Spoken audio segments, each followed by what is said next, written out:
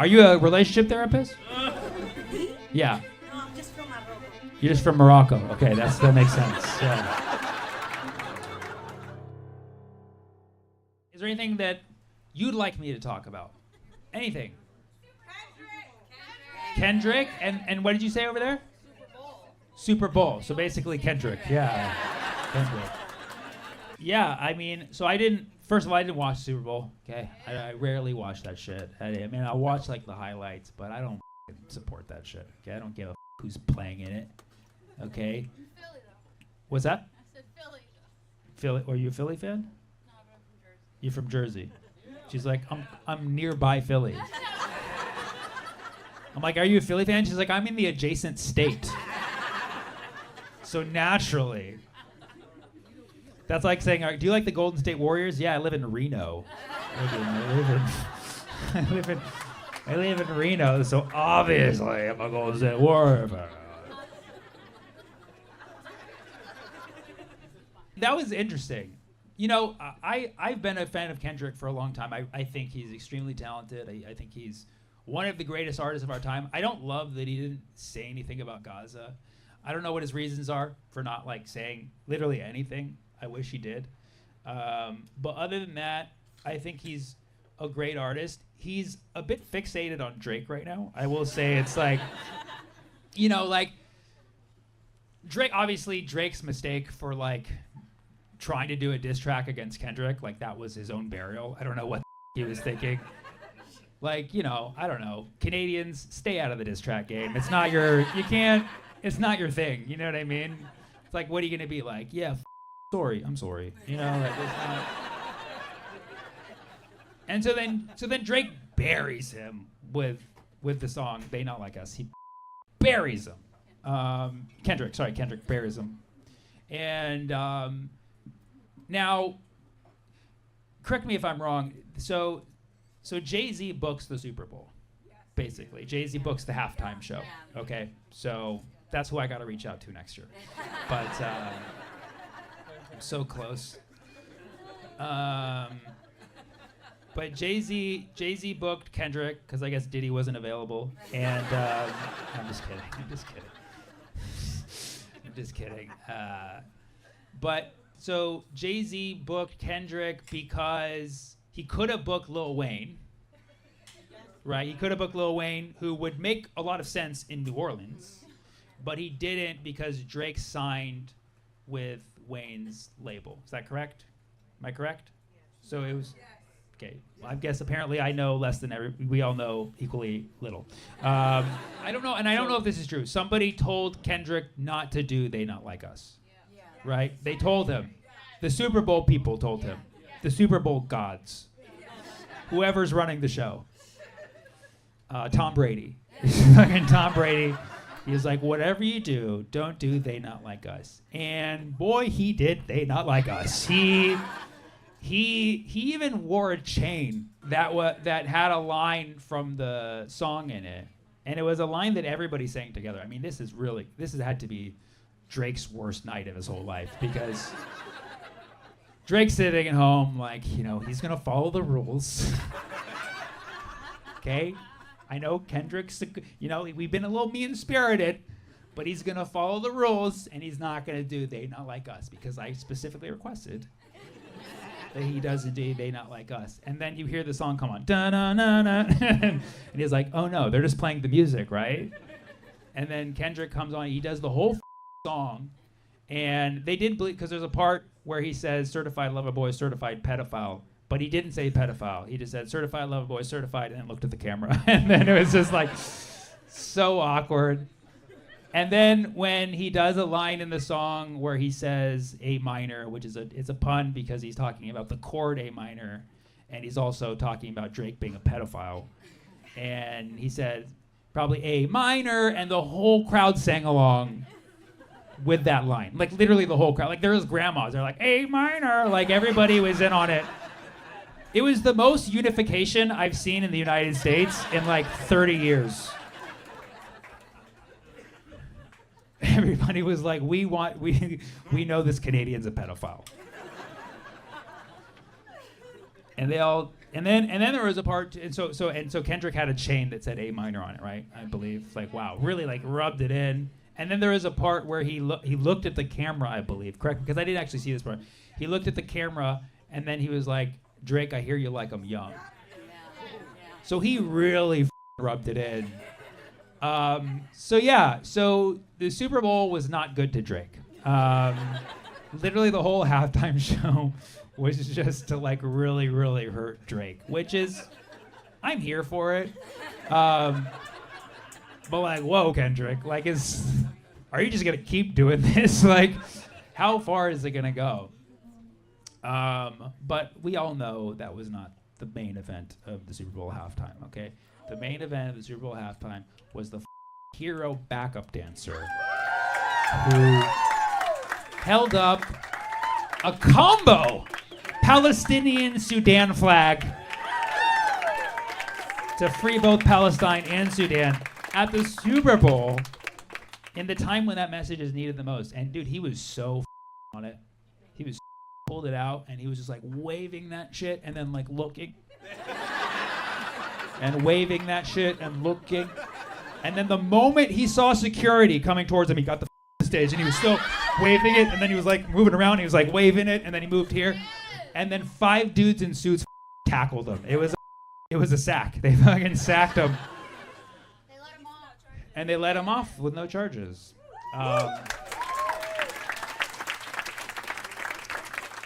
And we can hope that Kendrick helped with that, okay? And if Kendrick did help with that, then I'll clock that in for his Palestine contribution. But the funny thing was that that backup dancer, if you saw, it was just chaotic. Super Bowl is always chaotic. They always have like 1,000 backup dancers, and you know they're not all great. You know what I mean? Like some of them are obviously really good at what they do, and some of them are just there. But like that guy like knew what he was doing. You know what I mean? He was walking around like repping the flag, and then everybody was like, and you could see that guy, and they all just like tuned him out. They didn't even know what was going on. But they tackled him, and the guy got afraid. So that guy's a hero. Because for 30 seconds during the Super Bowl halftime, the most watched spectacle in American media every year, we saw a Palestinian and Sudanese flag saying "Free Palestine, Free Sudan." That's incredible. That's incredible. That's incredible. What song was that too, by the way? What song was playing when he did that? Was it They Not Like Us? Was it? That's how long that song is, too. It's probably fucking long.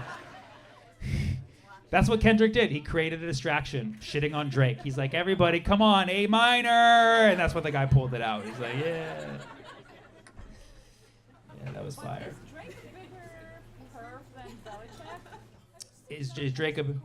Oh, yeah, Bill Belichick has, like, a really young girlfriend. He's, like, what, like 70 or some shit? 80. Oh, he's 80? Yeah. Holy shit. And his girlfriend's like 24 or some shit. Yeah, that's creepy. But I'm pretty sure that Kendrick couldn't cross that line at that specific event. The good old days. All right. Simpler times. What else? Polyamory. Okay. Okay. I'm with it. Make some noise if you're poly. That corner back there is hot. That corner back there is looking for trouble. Awesome, awesome. How long have you been poly for? 5 years. 5 years? Awesome, awesome. And so, what made you decide to be poly?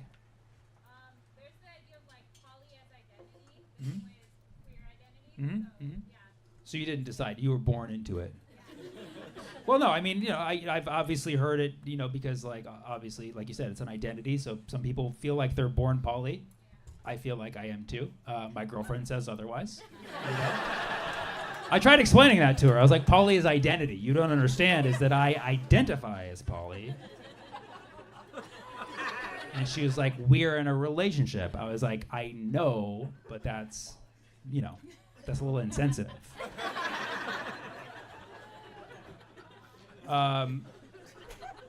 Do you feel though, and just, you know, out of curiosity, do you feel like your whole life, did you feel like the poly identity in the sense that like you feel like I'm attracted to different people, or like I want to have, love from different like. Yeah, it never made sense to me that only one person could provide everything for you in a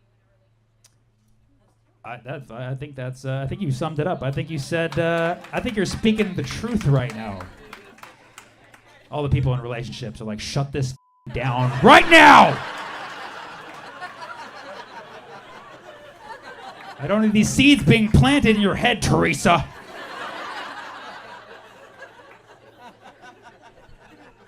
I love that. To expect one person to fully satisfy you. That's almost disrespectful. Satisfy yourself. Yeah. I like you took it in the other direction. Right? Polly's like, I can get satisfaction from multiple partners. Sky's the limit. Right? If you're in a monogamous relationship, you're like, one person only. And then you're like, how about zero? How about you just satisfy your goddamn self?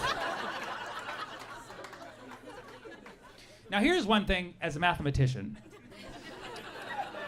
When it comes to polyamory, right? Poly means multiple, many, but unspecified, right? So when you have a polygon, we know it's a figure of multiple sides, but it could be as many as, we decide it to be, right? So you could have a hexagon, that's 6 sides, or an octagon, that's 8 sides, So theoretically, if you're poly, could you choose your number? I'm octoamorous. Right? I believe in 8 partners. I believe in 8. Balance, that's balance right there. That's balance. Or like I'm hexaamorous. I have 6 partners, or I'm decaamorous, That's a lot of satisfaction right there. We're not done with this. Polyamorous friend, would you recommend being poly to other people here in the room? 100%. 100%. Okay, but you have to be born into it, right? So it may or may not be for you. How do I know? How do I know if polyamory is for me or not? You try it. That's how you find out. Yeah. Consensually. Oh, okay. That's not as fun. I just had an assignment, I was like, I'm gonna get out there, but consensually. Okay, so you're saying, so like, let's say I'm in a relationship right now. You're saying I should break it off and go. What's that? Talk to her and be like, hey, I was at a comedy show. And you know how I sometimes ask the crowd for suggestions, and polyamory came up. And I said, like, hey, as a mathematician, can you choose octamory, hexamory? And people didn't really vibe with that. So I felt like I asked a follow-up question. So I said, do you recommend it? And she was like, yeah, you should try it. And I was like, oh, that's cool. But she's like, but consensually. So here we are.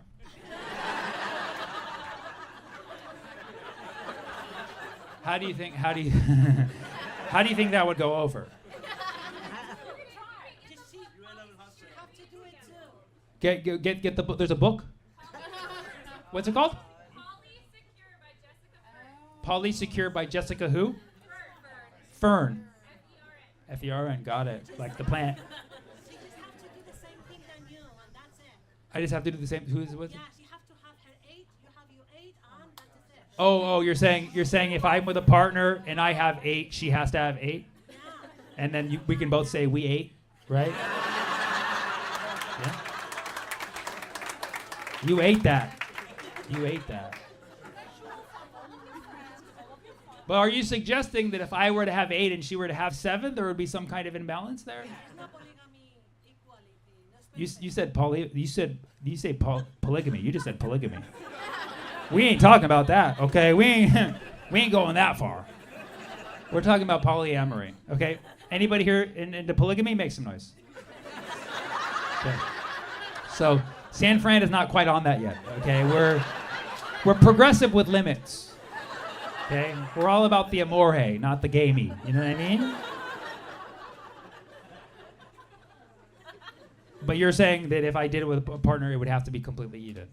Because if there was one little imbalance, it would just Let's just start with even number. start with an even number. Oh, wow. I didn't expect that was the angle that you were pursuing. She's like, the problem is not that she would have 7. The problem is that you both need to have even numbers. Okay, got it. So if I have 8 and she has 0, because 0... No, if I have 8, she has 2. Let's be fair. She has 2. It's a mean number, like the average. What's that? Why are you making a circle? Are you a relationship therapist? Me? Yeah. No, I'm just from Morocco. You're just from Morocco. Okay, that makes sense. Yeah. I didn't know that was Morocco's like national slogan. We're not relationship therapists. We're just from Morocco. Come visit. We'll give you great advice. No, we send you to Spain. What's that? We send you to Spain. Send me to Spain? Is that what you do to the bad boys who don't follow the rules of polygamy? She's like, if you have 8 partners and she has 7, we send you to Spain.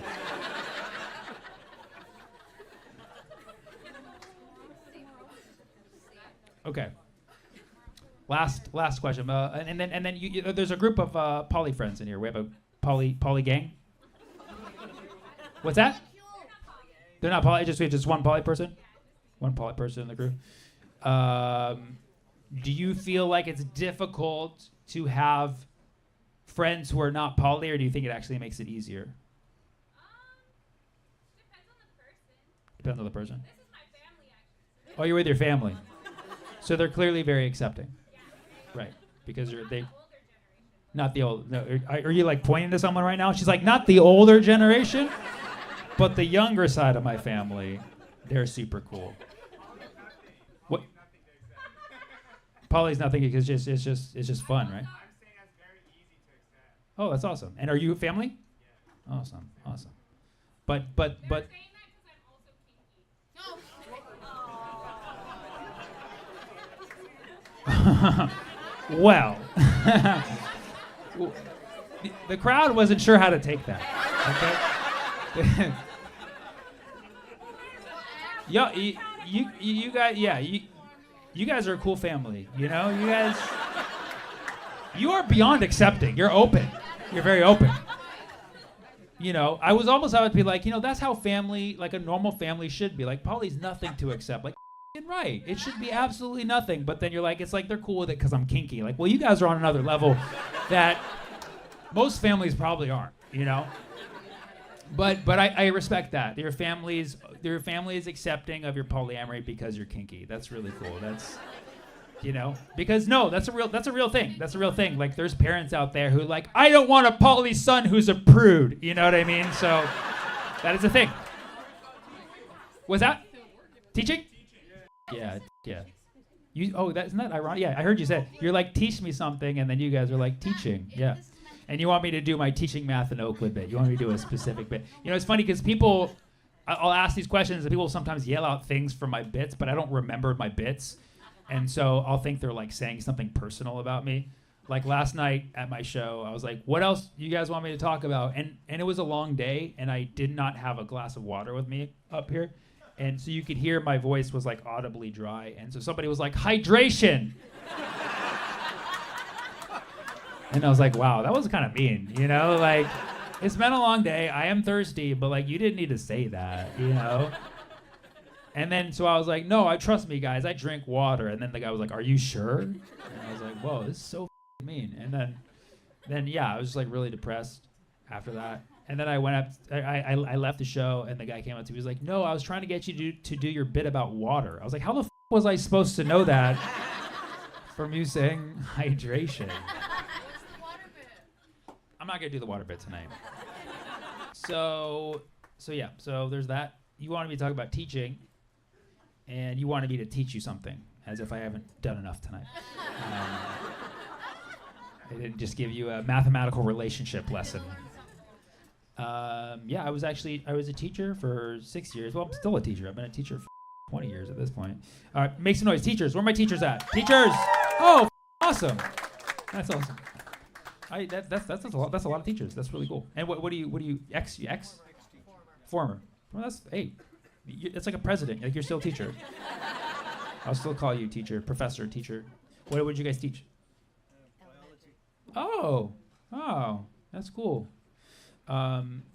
Here in the city, or? And you just retired? It was just the time came to leave? No, something. You need to make more money. Okay.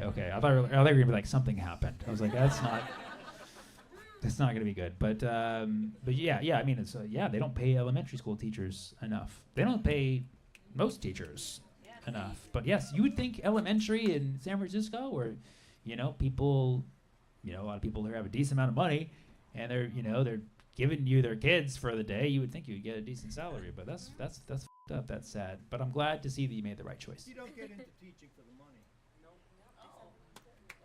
You don't get into teaching for the money, but you leave it for the. I'm just trying to understand. Just trying to understand the logic here, because I agree. I definitely agree. You don't get into teaching for the money, but you got to eat. It's a factor. It's a factor. So did you guys leave to another profession? What do you do now? A law librarian. What's that? Law librarian. Law labor. Law librarian. Law librarian. Law librarian.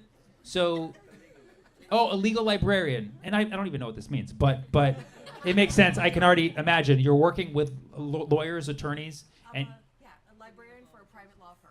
okay. Wow. So basically managing the law books, basically. Doing research. Doing research. Legal research. Oh, that's awesome. And that pays better A lot more. than teaching kids. Wow. That's cool. Well, good for you. Good for you. You did the right thing. You did the right thing. The lawyers need you more than those kids. Okay? Because they're willing to pay for it. They're willing to pay for it. Because apparently we pay all these taxes so that our school system can underpay teachers. And it's not right. Because you don't get into teaching for money. Okay? You get into legal librarianism for money. Okay? That's what you do. And what do you do now? I decided instead of going back to college that I would become an apprentice electrician. And that's what I did. An apprentice electrician. Yeah, And that pays more than being a teacher too. Holy shit. And no, this is no offense at all, because these are awesome jobs. But like, you hear these jobs and you're not like, oh, that person's getting paid. You know what I mean? You're not like, I'm a librarian for lawyers. You're not like, that person's rich, dude. And you don't hear like, yeah, I'm an apprentice for an electrician. You're like, dude, CEO, But both of you guys are getting paid more than being public school teachers in one of the wealthiest cities in America. That's crazy, dude. Union electricians are very well paid in San Francisco. Really? And apprentices as well. Well, I was an apprentice. You were an apprentice. Oh, you now you're full-blown electrician. You worked the circuit long enough. Okay, listen. I went to the public school system too. I was there. I also left teaching because it didn't pay well enough. One more teacher. Any other teacher think they teach something really cool? What do you guys teach? Fourth grade bilingual. Fourth grade bilingual. Oh, that's awesome. You're in SF also? Richmond. Richmond. Okay, cool. Very cool. That's awesome. And are you planning on doing that forever? I hope to. You hope to? That's awesome. I love that. I love teachers who don't quit. I'm just kidding. Thank you. Thank you guys so much. I love you, San Francisco. I'll see you next time, okay? Thank you.